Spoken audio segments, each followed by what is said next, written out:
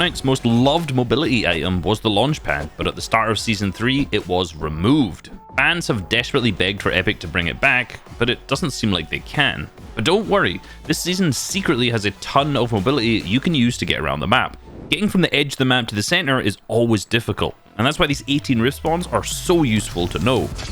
If you played last season, you probably already know these spawns, but you probably don't know the obscure way that they should be used. FNCS winners Aqua and Vino do, however. They drop at Command Cavern, and this game is a northeast zone, a very tricky rotate for them to make. But since they're a little bit later on their rotate, and they're rifting along the edge of the map, there's actually no one there to shoot them at all, meaning they travel this distance completely untouched. This is of course what we call the dead side of the zone. The maximum distance you can see other players and items is 275 meters, so by staying completely to the edge while you're rotating, it's almost impossible for anyone to hit you. Similarly, Andy and Joe took a ton of time fighting off spawn in Synapse Station, which often meant that they had to reharvest a ton of materials, which of course takes a lot of time. This means that they take a bit of zone damage, however because there's rifts in their drop spot, they can then use these just to catch up to the next zone.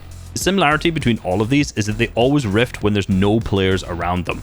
If you rift when there's tons of players around you, killing you will be as easy as taking candy from a baby. Everyone's favorite mobility from Chapter 1 is back, which is the slipstreams. And these are of course in the northwest of the map, around the new POI Rave Cave. I say new POI, but it's just been renamed for the third time. But the real power from these is combining them with the rift locations that we just talked about. You see there's two rift spots that you can easily jump in the slipstreams and fly to from anywhere in this area, which will give you free rotation around the east or the south side of the map. However, there's something you have to be aware of, which is these hills all the way around it. It's so easy to damage the players that are going through the slipstream, so these hills are now some of the most powerful positions in a northwest zone. However, you have to remember that as soon as that fifth zone appears on the map, these are going to turn off faster than women when you tell them you're a Fortnite caster. The new POI Reality Falls also has a wind tunnel on top of the tree in the center. This means that while you're diving down, you can actually jump into this tree and get the loot that's down there much faster than anyone else who just tried to glide normally. You can travel roughly 450 meters with this, and you can actually land in the slipstream to the north, so you can make an even further north rotation, maybe even all the way up to the rifts from the full south side of the zone. You can also land on the hill to the south of Rave Cave, which has 200 brick here, so you can keep your materials camped up.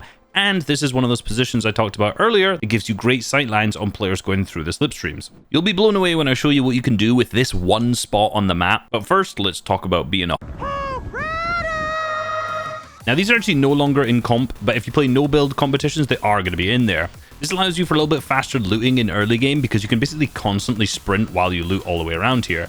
You can also, if you really want to, shockwave on top of one. But one of the most important parts is there's actually some crazy double movement you can do with this, moving left to right, which makes you a lot harder to hit than the average person just running on foot. This allows for much better mobility while you're in the middle of a fight, but in all honesty, it's just not as useful as being on your feet and hiding behind cover, or if you're in a team mode, just using a car. Also in the southwest of the map are these geysers. Now these don't work by you interacting with them, they just automatically activate every 14 seconds without being touched. Hopefully that's not too relatable. You can't actually build on top of these, but what you can do is build one layer higher than them. Now, as you notice, when the geyser activates, this doesn't actually break the box. However, when you're inside them, as soon as that geyser activates, you'll fly and the box will break, giving you that height. Another thing that's actually not in comp this season is the ballers. Now, I just want to put an interesting note on that they're also not in no-build tournaments. I think this may actually be a bug because I don't understand why they wouldn't be in no-build tournaments, so I'm thinking these will be put in. They're only at Rave Cave.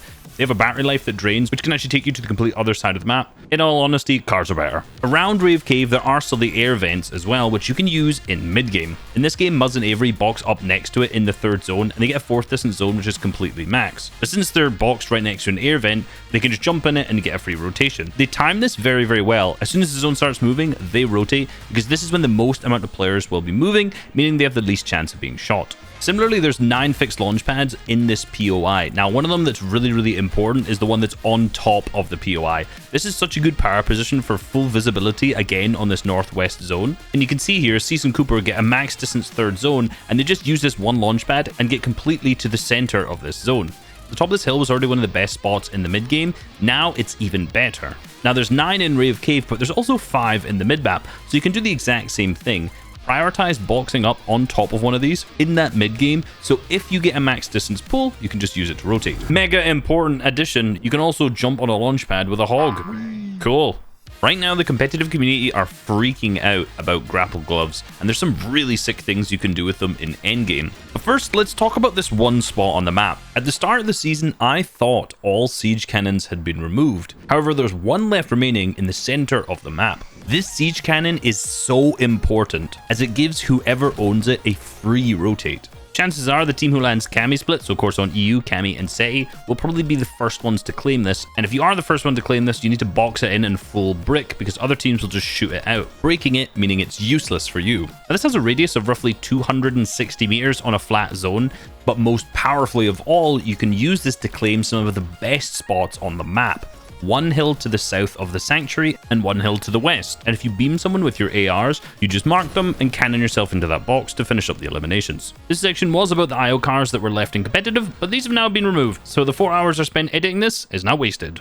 Back in chapter 2, the way that smart players would rotate is they would get their storm surge, then they would play deadside using the boats to go all the way around the map. In particular, guys like Arkram would do this a ton, but this has pretty much been forgotten since the implementation of cars. As you can see, they're pretty much evenly distributed all the way around the edges of the map, and the two areas where there aren't any, in the northwest and in the southeast, both of these places have rifts. So if you're on the edge of the map, you could even rift to one of these boat locations and then continue your rotation on with a boat all the way around the outside. In stacked lobbies, you have to get your storm surge before doing this, because this will take a large amount of time and you're not going to be able to reharvest any materials while doing this. But this strategy is really good if you're actually contested off spawn somewhere that has a boat nearby. And for games without storm surge, even better.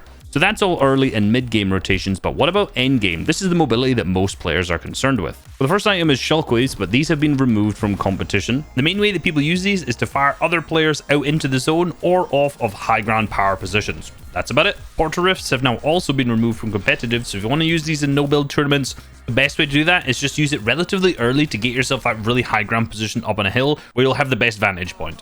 This week, there is a new mobility item added to the game, however, which is the Grapple Gloves. I say new, but they're pretty much just a Spider-Man's web shooters with a reskin and one very important change. There is 10 spawn locations for these, relatively evenly distributed across the map, and as you notice, every single one of these locations has 3 spawns there.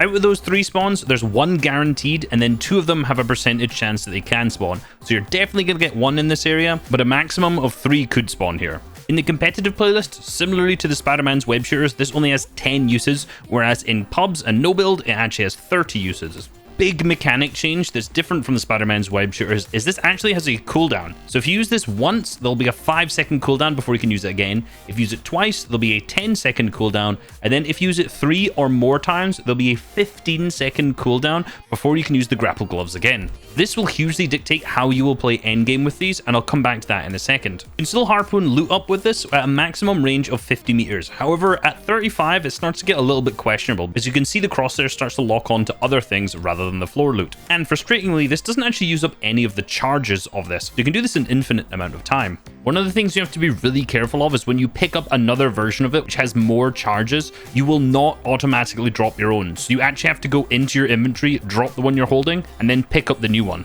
These flourish in endgame, but only if you use them correctly. You first have to stay to a relatively high layer so that you don't run into anyone else's boxes. If you notice here, Cruel and Kirok stay on a really low layer, meaning they had to waste a ton of materials tarping when they could have easily swung through these zones. And of course, you have to stagger efficiently. Wait for the zone to catch up, use that grapple glove to get to the front side of zone, hold people for easy eliminations, and repeat. Before you go, click this video right here and subscribe. Peace.